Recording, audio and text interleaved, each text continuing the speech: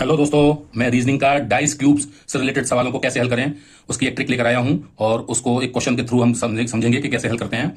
जैसे इसमें कहा गया है कि ये एक डाइस की दो अलग अलग पोजीशन दी हुई हैं और उसमें उसके जो फेस हमको दिख रहे हैं वो दोनों सिचुएशन में अलग अलग कैसे दिख रहे हैं, इस तरह से दिख रहे हैं।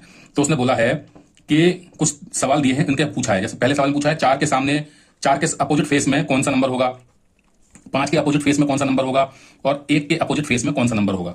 तो जब भी इस तरह का कोई सवाल आए तो आपको एक बात ध्यान रखनी है कि आपको जैसे दोनों से जिसमें कंडीशन दे रखी है, दो सिचुएशन है अलग अलग, उसमें देखिए इन जो फेस हमको दिख रहे हैं दोनों में, उनमें कॉमन कौन सा फेस यानी कौन सा नंबर है जो दोनों में अवेलेबल है, दोनों में प्रेजेंट है, वो है 4, जो कि इन दोनों में आ रहा है, बाकी कोई नहीं आ रहा। तो हम उस नंबर को सेलेक्ट करेंगे और क्लॉकवाइज, जिस तरह से घड़ी की सुइयां चलती हैं ऐसे हम चलेंगे। तो 4 से हम चलेंगे 1 पे और 1 से चलेंगे हम 6 पे।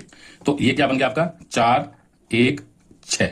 ओके, अब सेम इसी तरह से यहां से चलेंगे, 4 से स्टार्ट लेंगे, 4 से चलेंगे हम 2 पे और 2 से चलेंगे हम 5 पे।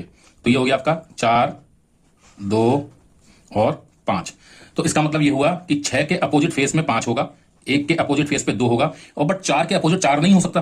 तो ऐसे में हम क्या करेंगे, जो नंबर मिसिंग है वो नंबर इसके अपोजिट होगा। तो 1 है, 2 है, 3 नहीं है, तो 4 के अपोजिट क्या होगा, 3 होगा। ठीक है, तो इस तरह से आपके अब एक ये भी आ गया।